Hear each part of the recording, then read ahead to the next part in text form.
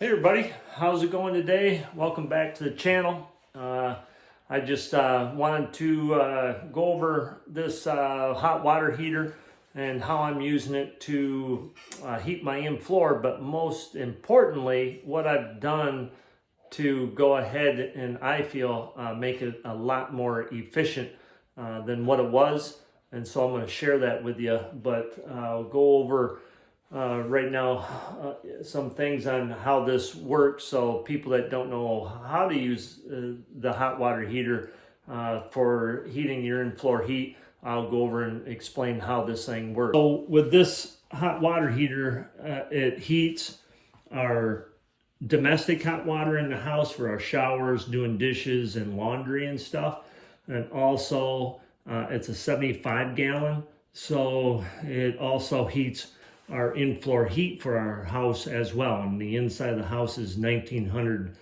square foot down here in Tennessee. So basically, we got the controller up there on the wall, and that controller is a Taco. So when the thermostat in the house calls for heat, it energizes the pumps.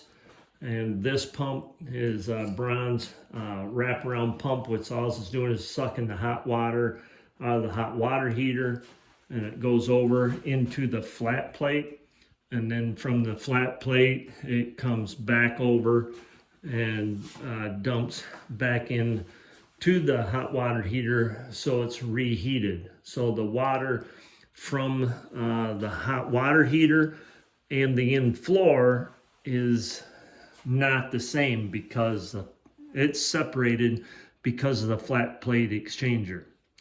So there again, when the thermostat calls for heat, it's kicking on the wraparound pump, and it also kicks on the in-floor pump, which takes water that's out of the flat plate, which is being heated by the hot water heater, brings it over, pushes it down through, pulls it through the mixing valve, down through the red caps, which is the in-floor feed loops, and then it comes back from the loops, which is the return, comes back up, and the mixing valve, you can set the temperature so it'll take some of the cold return and mix it with the hot, and what's not being used then comes back around into the flat plate, and it just constantly keeps making that circuit.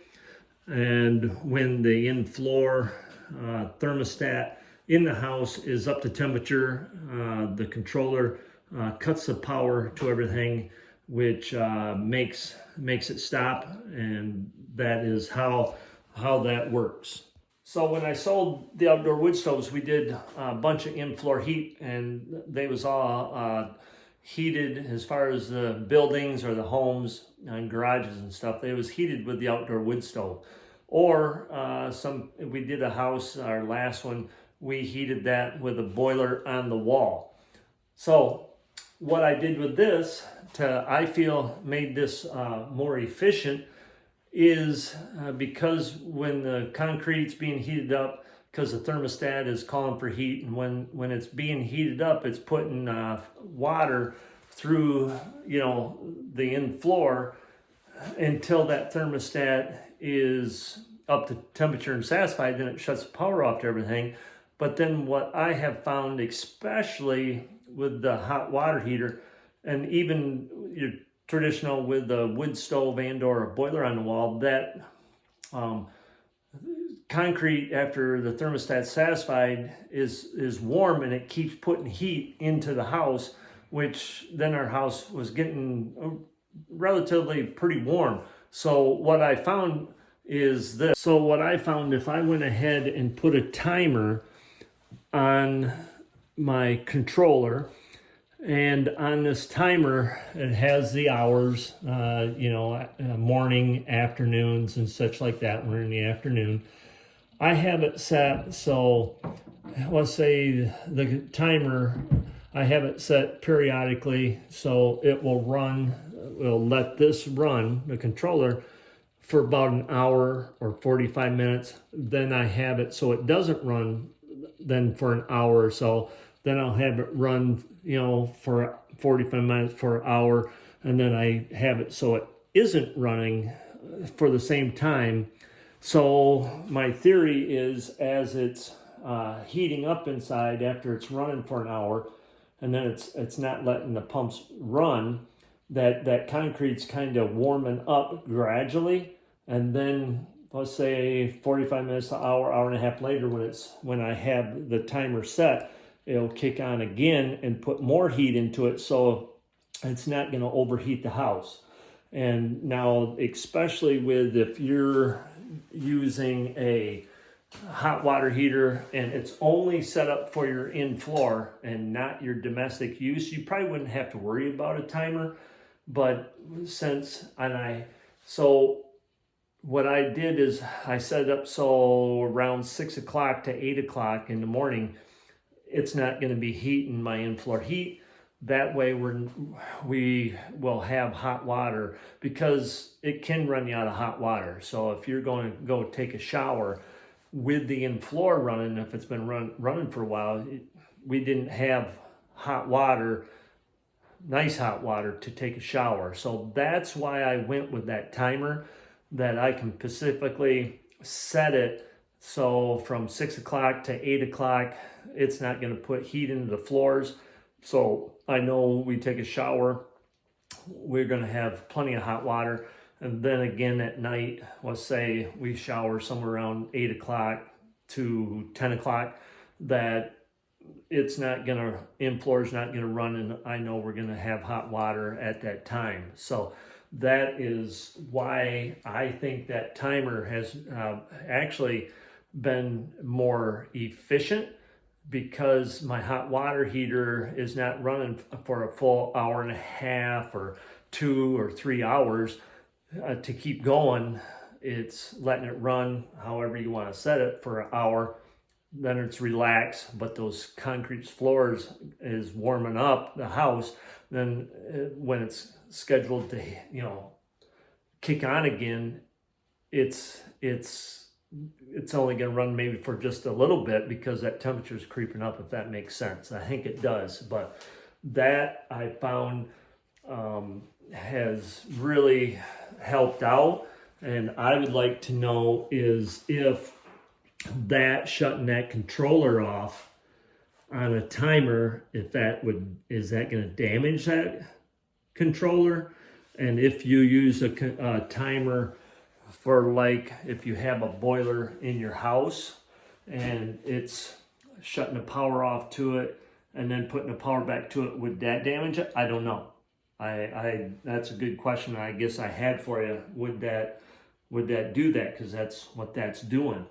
And the other thing is, let me show you how quiet this is, this hot water heater. Let me turn that on. So it just kicked on. Zone 1's on, which I only have one zone. The pumps are running. As you can see, I have right around 2 pounds of pressure on it. I could put it up to 8-10 pounds. I guess that's something that it doesn't really matter to me, and as it gets hotter, it'll probably go up a little bit more. And right now, 80-degree water going through the in-floor. So what I did is this power vent, I did a video on that as well. That power vent made a lot of noise. So I put a silencer on it, suppressor on the exhaust. So let's see when this thing gets kicked on.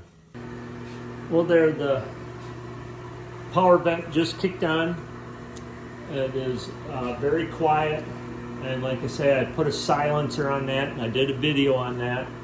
And it's been doing it for a year. I had my buddy say maybe you should check to see if there's no condensation. So this drip, I took this off for a couple days and put a pan under this to make sure that it wasn't getting condensation, because I restricted the flow in just this little 4 foot coming out, and there was no condensation. I just took this cap off again before I did the video to make sure, and there is none. So let's go outside and hear the exhaust. So with our patio right here, the exhaust is right here, and hear that? It is so quiet. How nice. I'm right here and you can barely hear it, and I'm only 8 feet away from it. So you have to watch that video how I did that as well. I have not damaged that at all, I don't think. Everything's still working.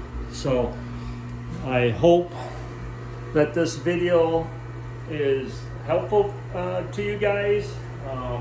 Like I say, that timer, if anybody's got anything that might be a reason why that cutting the power to that controller, or if a person hooked it up to a regular boiler, if they could use a timer, I don't know, but it seems to be a little bit more efficient to me, and it's keeping the house a lot more even heat. So it seems to be working. But anyway, appreciate everybody watching our videos, and we got some exciting news coming pretty soon. So anyway, you guys have a great day, and thanks for watching. Talk to you later. Bye-bye.